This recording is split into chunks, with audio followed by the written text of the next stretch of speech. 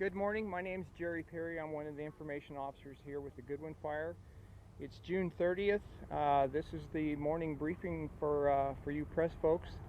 We are at 25,342 acres, 43% containment, and there are 1,115 firefighters working the fire.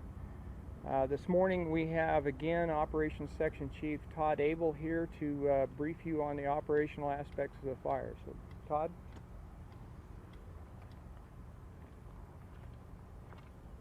Good morning, everybody. My name is Todd Abel, one of the Operations Section Chiefs for John Pearson's Type 1 team. I'm going to give you a quick update on what we've done the last couple days on the fire, and what I'll do is I'll just start in the south end of the fire and I'll work my way around and give you a quick update of what's going on. So on the south part here, we've pretty much wrapped up operations here. Those guys were able to bring that fire down into the old fire scars from the Gladiator and the S.A. Hills fire. We're still monitoring this from the air.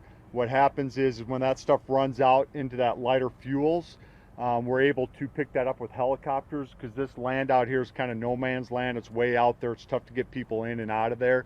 So we'll keep monitoring that with the aircraft. As you work up through the east side here of the fire, we're still monitoring that stuff. A couple days ago, we were able to get around this little finger that had slopped over Highway 69. I think it's very important everybody knows that was a lot of hard work in here done by those crews. And probably the biggest thing with that is that protected all these values at risk up here, that Dewey Humboldt area, all those homes in there. So that was a very good thing. We got that completed a couple days ago. And today they'll continue to monitor that and make sure that there's no hot spots in there.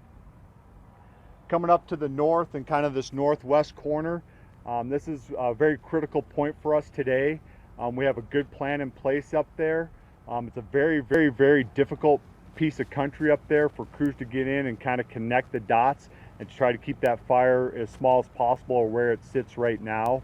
We're working on very active fire behavior in this area starting already this morning. It was very active all night last night.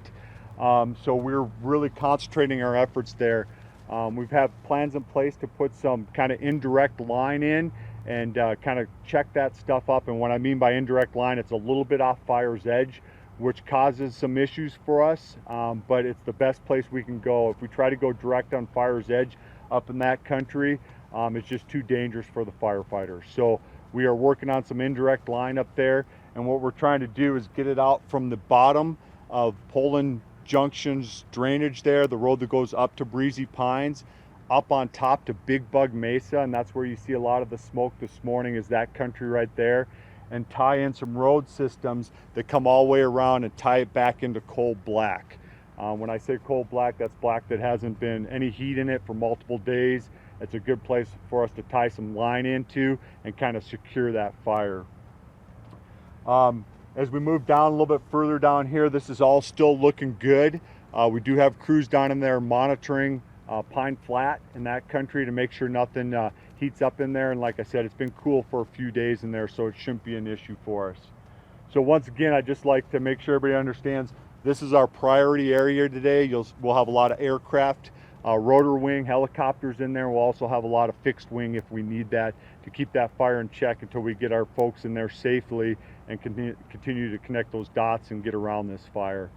Lastly, that I'd like to share with everybody, we are looking at some stuff a little further out in this area today to make sure that if that fire does get across our containment lines, we'll have another line in the sand that's a little closer to play with. And we're still continuing on working all the stuff further to the north, so that if that doesn't work, we have another line in the sand that we can actually make a stand and divert that fire around those values at risk, which would be the upper Blue Hills area and the Dewey, and work that around and keep that out of their homes. Thank you.